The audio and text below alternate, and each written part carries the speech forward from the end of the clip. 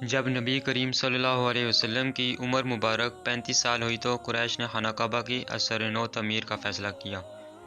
دوران تعمیر جب عمارت حجر اسود کے مقام تک پہنچ گئی تو قبائل میں سخت جھگڑا پیدا ہو گیا۔ ہر قبیلہ چاہتا تھا کہ ہم ہی حجر اسود کو اٹھا کر نصب کریں۔ ایک جنگجو قبیلے نے تو حد ہی کر دی۔ انہوں نے صاف صاف کہہ دیا کہ وہ کسی اور قبیلے کو حجر اسود نصب کرنے کی اجازت نہیں دیں گے۔ نوبت تلواروں تک پہنچ گئی۔ ان قریب تھا کہ جنگ چھڑ جاتی۔ السلام علیکم، انفارمر ٹی وی کی ویڈیوز میں ایک بار پھر سے خوش آمدید۔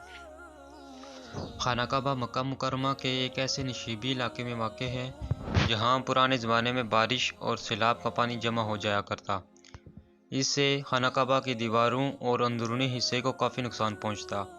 پانی کی روک تھام کے لیے اس زمانے میں خانہ کعبہ کے باہر ایک بند بنوایا گیا تھا، لیکن یہ بند بھی پانی کے ریلوں کے آگے نہ ٹھہر سکا اور بار بار ٹوٹنے کے بعد آخر کار بالکل منہدم ہو گیا، جس کے بعد عمارت کو زیادہ نقصان پہنچتا رہا۔ ہوتے ہوتے صورتحال اس قدر بگڑ گئی کہ ایک زمانے میں یوں دکھائی پڑنے لگا جیسے خانہ کعبہ کی خستہ عمارت عنقریب دھڑام سے آ گرے گی۔ اہل مکہ کو خانہ کعبہ کی صورتحال سے بہت پریشانی تھی۔ وہ کعبہ کے خستہ اور بسیدہ حصے کو گرا کر انہیں ازسر نو تعمیر کرنا چاہتے تھے، مگر بات یہ تھی کہ ایام جاہلیت سے ان کے ہاں یہ تصور چلا آتا تھا کہ خانہ کعبہ کا کوئی حصہ گرانے سے خدا کا عذاب نازل ہو جاتا ہے۔ اس لیے کسی کو بھی مرمت کا حوصلہ نہیں پڑتا۔ ادھر مسلسل سیلابوں اور شہر سے آنے والے پانی نے کعبہ کی فصیل کو اس قدر کمزور کر دیا تھا کہ فوری مرمت لازمی ہو گئی تھی۔ حضور اکرم صلی اللہ علیہ وسلم طبعاً بے حد خلیق اور ملنسار تھے۔ آپ صلی اللہ علیہ وسلم اجتماعی اور فلاحی معاملوں میں اہل مکہ کے ساتھ مل جل کر کام کرتے۔ آپ صلی اللہ علیہ وسلم کو بھی خانہ کعبہ کی خستہ حالی کا فکر دامنگیر رہتا، بلکہ اس عوامی تشویش کا احساس آپ کو سب سے زیادہ لاحق تھا۔ خانہ کعبہ کی تعمیر نو کو اولویت ملنے میں کئی باتوں کا دخل ہے۔ خانہ کعبہ کے بیچ میں ایک کنواں ہوتا تھا۔ زیارت کے لیے آنے والے اس کنواں میں اپنے نذرانے پھینک دیا کرتے تھے۔ ایک دفعہ کسی نے اس کنویں سے کئی قیمتی اشیاء چرا لی۔ چور کو چوری میں اس لیے بھی آسانی ہوئی تھی کہ کعبہ کی دیواریں نیچی بھی تھیں اور کچی بھی تھیں، ان پر کوئی چھت بھی نہ تھی۔ بہت کوشش کے بعد چور پکڑ لیا گیا۔ جرم کی پاداش میں اس کے دونوں ہاتھ کاٹ دیے گئے، مگر نذرانوں والے کنویں سے مال و دولت کو مزید چوری سے بچانے کے لیے خستہ دیواروں کو گرا کر پختہ دیواریں بنانا اور ان پر چھت تعمیر کرنا پہلے سے بھی زیادہ لازمی دکھائی دینے لگا تھا۔ اس کے علاوہ ایک دلچسپ واقعہ بھی اس کام پر فوری توجہ کا سبب بن گیا۔ کعبہ کے کنویں میں ایک پھندار ناگ بھی رہتا تھا۔ وہ دن کے وقت کنویں سے نکل کر کعبہ کی منڈیر پر بیٹھ جایا کرتا تھا اور مزے سے دھوپ سینکا کرتا تھا۔ اگر کوئی شخص اس کے نزدیک جانے کی جسارت کرتا تو وہ پھن پھیلا پھیلا کر خوفناک پھنکار کرتا اور ڈسنے کو لپکتا، جس سے سب لوگ بھاگ کھڑے ہوتے تھے۔ مرمت اور تعمیر نو کا کام شروع ہونے میں اس ناگ کا خوف بھی قائل تھا، مگر پھر ہوا یوں کہ انہی دنوں ایک بڑا عقاب اڑتے اڑتے ادھر آ نکلا۔ وہ بجلی کی طرح ناگ پر لپکا اور اسے دبوچ کر لے اڑا۔ ناگ کے خاتمے کے بعد لوگ یوں محسوس کرنے لگے جیسے خانہ کعبہ کی تعمیر نو کے لیے اللہ تعالیٰ نے ان کا راستہ صاف کر دیا ہے۔ اتفاق کی بات یہ ہے کہ عین انہی دنوں میں ایک یونانی تاجر اور کاریگر باقوم کا جہاز طوفان کی زد میں آ گیا اور بندرگاہ جدہ کے ساحل کے نزدیک آ کر کنارے سے ٹکرا کر تباہ ہو گیا۔ باقوم اپنے وقت کا ہنرمند کاریگر تھا، اسے معماری اور نجاری میں بھی دسترس حاصل تھی۔ اہل مکہ کو جہاز کی تباہی کی خبر ہوئی تو انہوں نے باقوم کے پاس لوگوں کو روانہ کیا۔ لوگوں نے اس کا ٹوٹا پھوٹا جہاز خرید لیا تاکہ اس کی لکڑی کے تختے خانہ کعبہ کی تعمیر نو میں استعمال کیے جا سکیں۔ لوگوں نے باقوم کو اپنے ہمراہ مکہ چلنے اور خانہ کعبہ کی مرمت کے کام کی نگرانی کرنے پر راضی کر لیا۔ چنانچہ باقوم کی معاونت کے لیے مکہ مکرمہ کی ایک تجربہ یافتہ کاریگر کی خدمات بھی حاصل کر لی گئیں اور پھر بڑے زور و شور سے کام شروع کر دیا گیا۔ خانہ کعبہ کی تعمیر نو کی اس تاریخی کام میں تمام قبیلے متحد ہو کر پورے جوش و خروش کے ساتھ مصروف ہو گئے اور کوئی قبیلہ بھی اس شرف سے محروم نہ رہا۔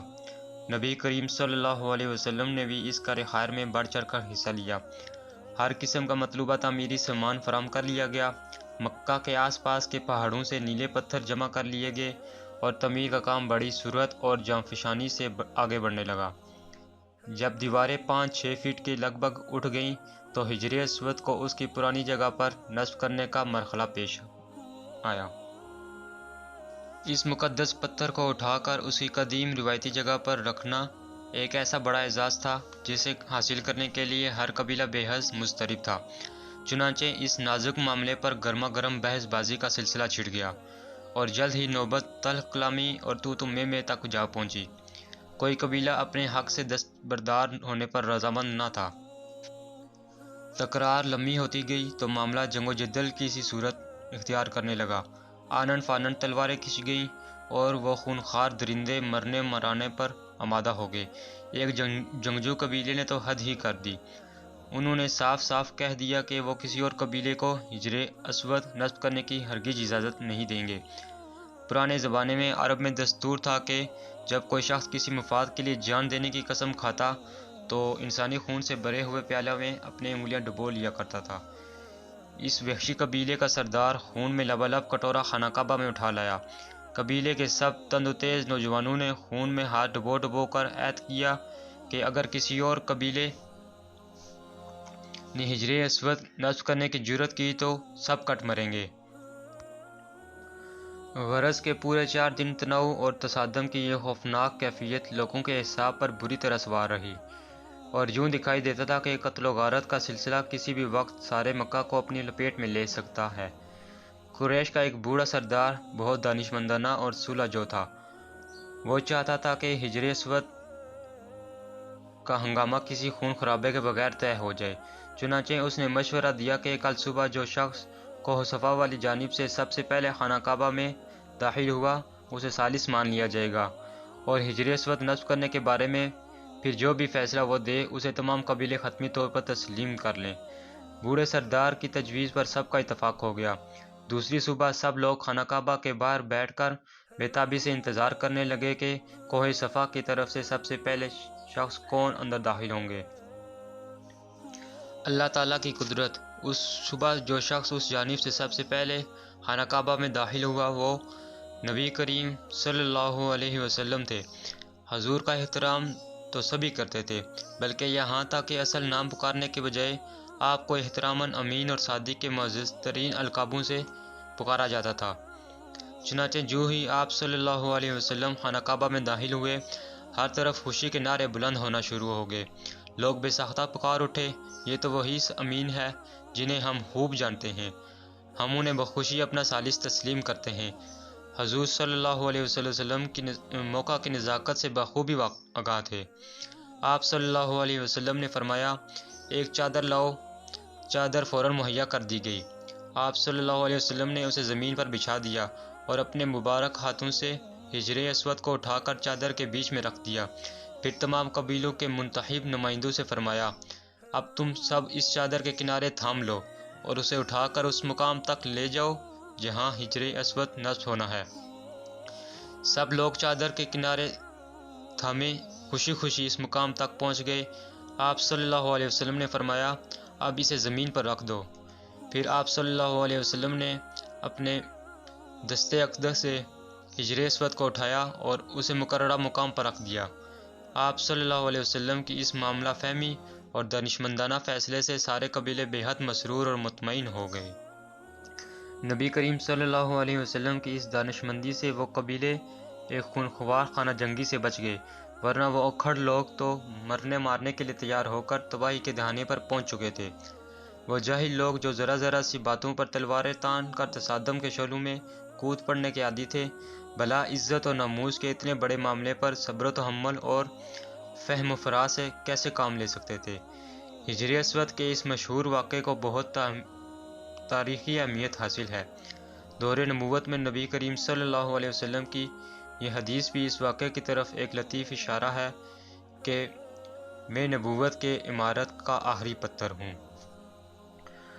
آپ کو اگر ہماری آج کی یہ ویڈیو پسند آئی تو ہماری ویڈیو کو لازمی لائک کیجیے اور کمنٹ باکس میں ہمیں اپنے فیڈ بیک سے بھی آگاہ کریں۔